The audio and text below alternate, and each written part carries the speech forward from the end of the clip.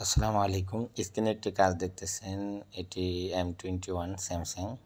এটির সমস্যা হলো এটি চলতে চলতে রিস্টার্ট প্রবলেম হয় এবং একবার রিস্টার্ট করতে থাকলে তো করতেই থাকে। ব্যাটারি খুলে কিছুক্ষণ রেখে দিলে আবার কতক্ষণ ভালো চলে বা বন্ধ করে রেখে দিলে ভালো চলে। তো এটা কাস্টমার বলছিল যে আগে কোথাও কাজ করাইছে, মানে দেখাইছে, কাস্টমার তো আর বুঝে নেই। তো ওনারা বলছে আইসির কাজ করে দিচ্ছে, কিন্তু আমি দেখলাম যে আইসির কাজ করা নাই, শুধু হিট দিয়ে কাজটা অন করে দিচ্ছে।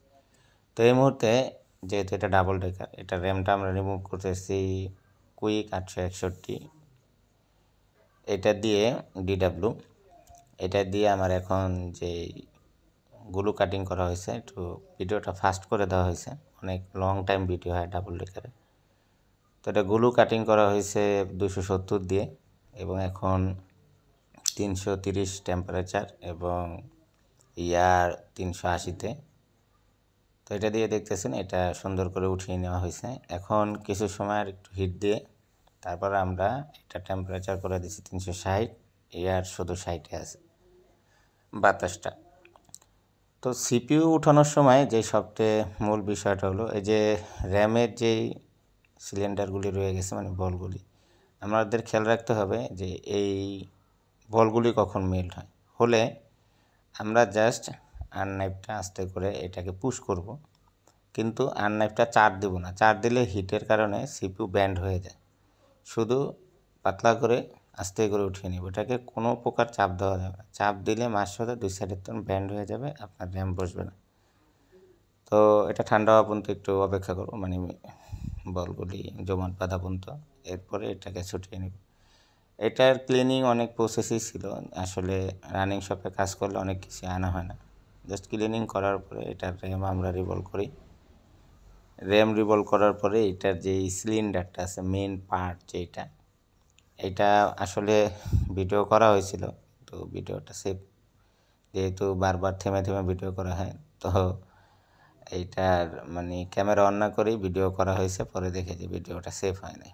চাইছিলাম যে এটার যে সিলিন্ডারটা আছে এটা ক্লিনিংটা দেখাবো। এটা আমি বলে দিই আমি যেভাবে ওটা ক্লিনিং করি। একটা হলো আমাদের রিয়েল লাইফের একটি অ্যাসিড পাওয়া যায় যেটা দিয়ে গ্লুটা নরম করা যায়। তো ওইটা দেওয়ার আগে আমরা যেটা করি, সিপিইউর, মানে আমি যেভাবে করি, সিপিইউর উপরে যে র্যামের যে অংশটা, ওইখানে আস্তে করে T210 আয়রনের 350-তে এটার হিট রেখে আমি সোল্ডারিং উইক দিয়ে আগে পার্টির আঙ্গুল উঠিয়ে নিই। এই যে দেখতেছেন আমার সিলিন্ডারগুলি কীভাবে ক্লিন করে নিছি। এরপরে যেটা করি, মেকানিক্যালের 870 একটি থিনার পাওয়া যায়। হ্যাঁ, এটা ওয়াটার ড্যামেজ ক্লিনিং নামে পরিচিত। মানে ওয়াটার বোর্ডগুলিতে যদি ওটা দিয়ে আপনি ক্লিন করেন অনেক ভালো ফল। আমি অনেক সময় অনেক ওয়াটার ড্যামেজ দেখা গেছে যেগুলি আইসি রিমুভ করে, মানে ওয়াটার ড্যামেজ সেটগুলিতে ওটা ইউজ করছে, অনেক ভালো ফল পাইছি। তো ওইটা আপনার এইখানে গুলো পরিষ্কারে খুব ভালো একটা ভূমিকা রাখে। তো দেখতেছেন সিলিন্ডারটা ভরার ভিডিওটা আমি করছি, আসলে পরিষ্কারে বেরোতে পারিনি। এরপরে তারপরও সিলিন্ডারে যদি ময়লা থাকে, রাগগুলি আমরা তাতাল দিয়ে উঠিয়ে নিই, চোক্কা তাতাল দিয়ে, এবং চোক্কা তাতাল দিয়ে আমরা সিলিন্ডার থেকে রাঙগুলি, বাড়তি রাঙ উঠিয়ে নিয়ে তারপরে ওই লিকুইডটা দিয়ে কিছুক্ষণ রেখে রিয়েল লাইফের, তারপরে এটাকে ক্লিন করি। তারপরেও যদি মনে হয় ময়লা আছে, তো আমরা যে নাইফ আছে, নাইফের মাথা দিয়ে আস্তে আস্তে আস্তে করে গুলোটাকে স্কোপে দেখে পরিষ্কার করি। এটা আহামরি কোনো কঠিন কাজ না, আপনি 4-5টা যদি করতে পারেন ঠান্ডা মাথায়, আস্তে আস্তে দেখবেন আপনার হাতে এটা ক্লিন হয়ে যাবে। শুধু একটা বিষয় খেয়াল রাখবেন, যেই সিলিন্ডারগুলি আছে, মানে যেই গর্তগুলি আছে র্যাম ফল করার জন্য, এইটি জানি ভেঙে না যায়। এগুলি কিন্তু খুব সফট, আর যেহেতু ওটার উপরে কাঠ কয়লা মেটাল একটা আবরণ, ঠিক আছে, এই সিপিইউটার উপরে যে কালো ইয়াটা, এটা থেকে সিপিইউটা অনেক সময় বাঁকা হয়ে যাওয়ার কারণ হলো এই কাঠকয়লা, এটা সোজাই থাকে, সিপিইউটা এটা থেকে ছেড়ে দেয়, মানে এইটারে নিচের প্লেটের সাথে উপরে কাঠকয়লা প্লেটটা যেভাবে স্ট্রং লাগানো আছে, মাঝখান থেকে এটা ছেড়ে দেয়। তো অনেক সময় একবার বল করলেই হয়ে যায়, অনেক সময় একবার বল করার পরে দেখা যায় হালকা পেস্ট দিয়ে আবার হিট দিলে যেগুলি বল বসে নেয় বা ভিতরে ময়লা রেখে গেছে বা ধরতে পারে নাই, ওগুলি উপরে ভেসে চলে আসে পেস্টের সাথে। তো ওইখানে আবার দ্বিতীয়বার বল করতে হয়। দ্বিতীয়বার বল করলে যেটা করতে হবে, খেয়াল রাখতে হবে, একেবারে পাতলা করে লিকুইডটা, মানে আমাদের যে রাং পেস্টটা সেটা পাতলাটা নিতে হবে। প্রথমবার আমি শুকায় নিছি রাং পেস্টটা, ঠিক আছে, যদি আমরা বল করি, এবং দ্বিতীয়বার আমি আবার এটাকে বল করি। আপনারা দেখতে পারবেন স্ক্রিনে কয়েক জায়গায় ছোট বড় না, কয়েক জায়গার বল হয় না, তো ওই জায়গায় আবার একবারে পাতলাটা দিয়ে ভালোভাবে, এই যে এখন যে পেস্ট দিছি, পেস্ট দেওয়ার কারণে যে জায়গায় বসে না ওই বলগুলো উঠে আরেকটার সাথে বসে গেছে। তো আমি যেটা করি, নাইফ দিয়ে এটাকে কেটে ছোট করে দিই। আসলে ট্রিক্স এমন একটা জিনিস, অনেক সময় দেখা গেছে কাজ এমন একটা জিনিস, অনেক সময় ট্রিক্সের বাইরেও কিছু কাজ করতে হয়। দেখা যায় আপনার বল দুইবারও করতে হয়, কিন্তু সেটা আপনার বুদ্ধিমত্তা দিয়ে করতে পারে। এটা যে আমি দেখা যায় স্কোপে দেখতেছেন, কিন্তু আমার হটগানটা কিন্তু মোটামুটি 2 ইঞ্চি দূরে বা 1.5 ইঞ্চি দূরে রাখছি, এবং টেম্পারেচার এটাতে আছে আপনার 70-র মতন, 70-এ, মানে টেম্পারেচার আছে আমার 270-এ, আর আপনার ইয়ার আছে শুধু 70-এ, ঠিক আছে। এটা অনেক কম টেম্পারেচার, আস্তে আস্তে বলগুলি বানাইতে হবে, একেবারে ধপাস করে হিট দেওয়া যাবে না, তাহলে যেটা হয় যে বলগুলি দ্রুত মেল্ট হয়ে এটা উপরের দিকে চলে আসে, বা এটা এই সাইডটা খুবই সেন্সিটিভ সাইড, তো দেখা যায় অনেক সময় ড্যামেজ হয়ে যাওয়ার সম্ভাবনা থাকে সিপিইউটা, যেহেতু এটা দোনোপাস্তন রিভলভ হয়। এরপরে এটার একটা বিষয় হলো, এটার দেখতেছেন যে যেই সিরিয়ালগুলি বলের, তো এক সাইড কিন্তু দেখেন মাঝখান দিয়ে একটু জায়গায় বল নেই এক সিরিয়ালে, তার মানে দুটা ভাগ। তো ছোটো পাশের যে ভাগটা এটা আমাদের পজিটিভ সাইড হয়ে থাকে, আর বড় সাইডের যে ভাগটা এটা নেগেটিভ হয়ে থাকে। তো এই সাইডের নেগেটিভ সাইডের কয়েকটা বল না হইলেও, একবার নাও থাকে, কোনো সমস্যা নেই, আপনার কাজ চলে যাবে। আমার এটা যখন আমি করছি 2-3টা বল ছোটো বড় ছিল নেগেটিভ সাইডে, কিন্তু এটা কোনো সমস্যা না। তো এই যে একবারে লাস্ট ফিনিশিংয়ে আমি পাতলা লিকুইড দিয়ে আবার এটাকে ফিনিশিং রিভলভটা করি। আর এখন দেখেন আমি কিন্তু হালকা হিটে 270 টেম্পারেচার দিয়ে আমি কিন্তু এই বলগুলি মেল্ট করতেছি, আপনারা দেখলেই বুঝতে পারতেছেন। এটা যদি আমি 330 দিয়ে করি, অনেক দ্রুত বল হয়ে যাবে, এতে আপনার সিপিইউ ড্যামেজ হওয়ার সম্ভাবনা থাকে। অনেক দূরের থেকে হালকা হালকা, মানে আঁচ দেওয়ার মতন আস্তে আস্তে করে করে এটাকে হিট দিয়ে সহায় সহায় দিলে কি হয়, বলগুলি মানে বের হয়ে আসে না, যে পয়েন্ট আছে পয়েন্ট এটা থেকে যায় এবং বের হয়ে আসার চান্স থাকে না। এবং পেস্ট এখানে একটু বেশিই পড়ে গেছে, এত পেস্ট দিতে হয় না, কারণ পিচকারি পেস্টটা শেষের দিকে হয়ে যেতে। এখানে আরেকটা বল চলে আসছে বেড়ে, এটা আবার বসাই দিছি, এখন ইনশাআল্লাহ বসে গেছে। মানে আপনার সতর্ক হতে পারে, যে কোনো বল দেখেন যে না বারবার বের হয়ে যায়, তো ওই জায়গাটার বলটা উঠে ওই জায়গাটা পরিষ্কার হয়, শুধু ওই বলটা না হালকা হিট দিয়ে বসিয়ে দেবেন, কাজ হয়ে যায়।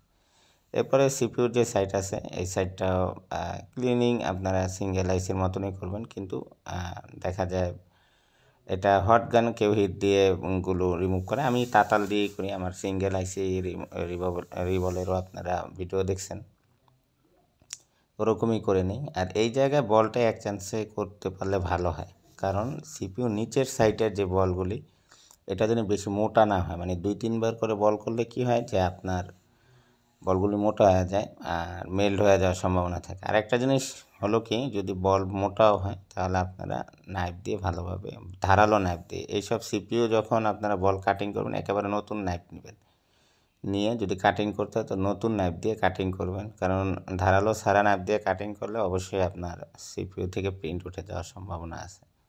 তো এইটা খেয়াল রাখতে হবে খুব সতর্কভাবে। আর যদি একটা দুইটা বল আপনার মিসিং হয়, তো আলাদাভাবে বল বানিয়ে ওই জায়গায় বসিয়ে দেবেন। আমার এখানে একটা মিসিং হয়, তো আলাদা জায়গা থেকে আমি বলটা এই ধাইসেই আবার একটু রাং দিয়ে 1-2 কোণায় দুইটা বল বানায় আবার ওইখানে বসাই দিচ্ছি। অনেকেই এই রিভলভিংটা চায় এক চান্সই হবে না কেন, বা এটা 2-3 বার করা লাগলো, মনে হয় আমি পারতেছি না। আসলে এরকম না, আপনার 2-3 বার করেন, কিন্তু আমার কথা হচ্ছে সূক্ষ্মভাবে আস্তে আস্তে ধীরে ঠান্ডা করেন। যেমন আমি ডাবল ডেকারের কাছে, যেহেতু রানিং শপে, ওটা অন্য কাজের ফাঁকে ফাঁকে করতে হয়। ডাবল ডেকারের মাঝখানে অন্য কাজ করতে গেলেও ঝামেলা, এটা এক বসায় করতে হয়।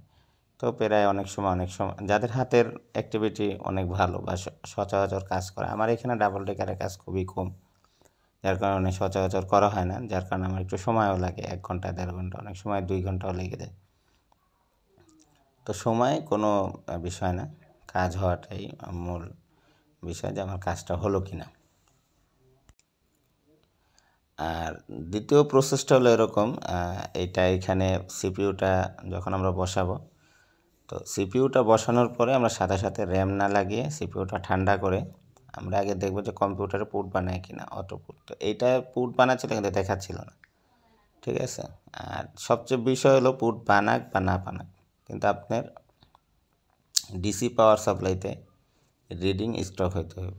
যদি আপনার রিডিং ছেড়ে দেয় তাহলে র্যাম বসাবেন না, এটা তাহলে সিপিইউ উঠায় আবার রিভলভ করে আবার বসাইতে হইব। কারণ বা সিপিইউ অনেক সময় ড্যামেজ হয়ে গেলে আপনার রিডিং স্টক হয় না। এর আগেও আমি একটা ভিডিওতে বলছিলাম এই 50 দ্বিতীয় পার্ট আনবো, কিন্তু ওটা তো ডেটই ছিল।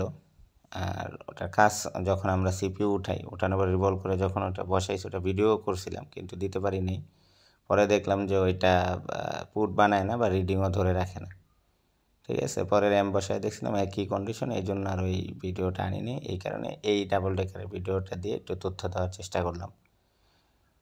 তো ডাবল ডেকারের কাজগুলি আসে না, তো যে কোনো সময় লং টাইম, যেহেতু দোকানে বসে না, আমার যদি ল্যাবে বসে কাজ করা যাইতো বা ট্রেনিং সেন্টারও না আমার এটা, ঠিক আছে। দোকানে হয়তো দু একজন স্টুডেন্ট কাজ শিখে, তো দেখা যায় ল্যাব আকার হলে বিষয়টা আরও সুন্দরভাবে তুলে ধরা যায় বা ক্লিনিং প্রসেস যতক্ষণই লাগুক একেবারে A to Z বলে দেওয়া যায়।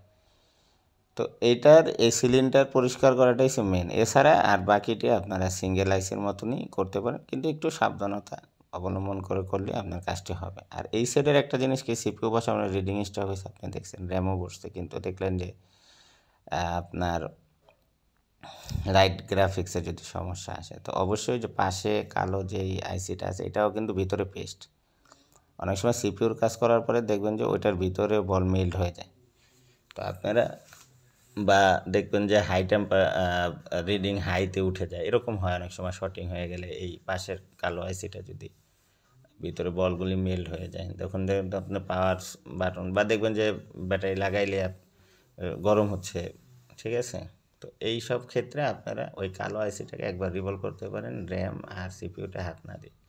তো এটা খুব সাবধানে বসাইতে হয়। বসানোর পরে আমি র্যামটা যখন বসাই, দেখছেন যে পেজ হালকা উপরে দিয়ে পেজটাকে লেপটিয়ে দেওয়া হয়েছে, এবং তারপরে এটাকে আস্তে আস্তে আপনার 330-এ এটা টেম্পারেচার দিয়ে আমরা, এটার ইয়ার ছিল তখন আপনার 45-এ 45-এ ইয়ার রেখে আমরা এটাকে আস্তে আস্তে আস্তে আস্তে বসাই নিছি। কারণ এখানে ধাপ করেই হিট দেওয়া যাবে না, আস্তে আস্তে এক সাইডের থেকে বসানোর পরে হালকার একটু পেজ দিয়ে এটা দুলতে হবে, একেবারে এটা শিওর হবেন যে র্যামটা আপনার দুলতেছে কিনা, ঠিক আছে। এই সেটটা কিন্তু মানে রেখে দিলে রান হয়, আপনি কিছু একটা শুনতে গেলেই রিস্টার্টে চলে যায়। আর রিস্টার্ট যখন একবার করা শুরু করে তখন বন্ধ হয় চালু হয়, বন্ধ হয় চালু হয়।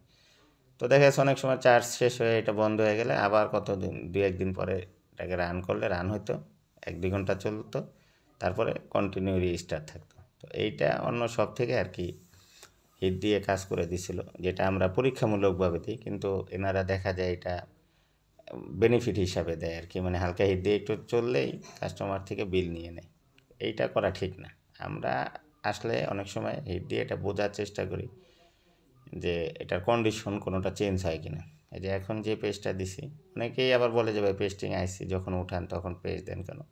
এটার একটা ট্রিক্স আছে, এক তো একটা মসৃণের বিষয় আছে, আর একটা বোঝা যায় যে বাতাসটা সব দিকে অ্যাকুরেটভাবে যাচ্ছে কিনা পেজটার লড়ালড়িতে, এটা একটা বিষয় থাকে। তো র্যামটা বসানোর পরে ভালোভাবে দুলিয়ে দেখতে হবে যে আমার বসছে কিনা, আর বেশি নাড়া দেওয়া যাবে না, তাহলে আবার শর্টিং পর্যায়ে চলে যাবে। তো এভাবে আস্তে আস্তে একেবারে মাইনারভাবে নাড়া দিয়ে দেখতে হবে। তো র্যাম বসানোর পরে আমরা বোর্ডটি ঠান্ডা করে ইনশাল্লাহ শুধু যেটা রান হয়েছে এটুকুকে দেখিয়ে দেব, ঠিক আছে। আর বিষয় হলো যে অনেক কিছুই ভিডিওতে আনতে মন চায়, কিন্তু সময় সাপেক্ষ হয়ে ওঠে না, দোকানে বসে এত সুন্দরভাবে ভিডিও করা যায় না। তো আরও কিছু ক্রিটিক্যাল ভিডিও আছে, এগুলি সামনে ইনশাল্লাহ আসবে। আপনারা আরজিবির সাথেই থাকবেন, সাপোর্ট করবেন আপনার আমাদের চ্যানেলকে, অবশ্যই ভালো কিছু আনার চেষ্টা করবো। এই আলহামদুলিল্লাহ আমাদের সেটটি দেখতেছেন যে রান হয়েছে এবং চার্জও আছে কম।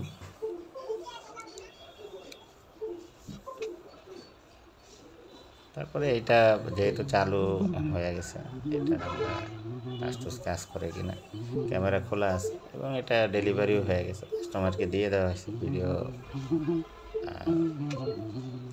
এটা কাজ করার 2 দিন পরে আর কি আপলোড দেওয়া হচ্ছে।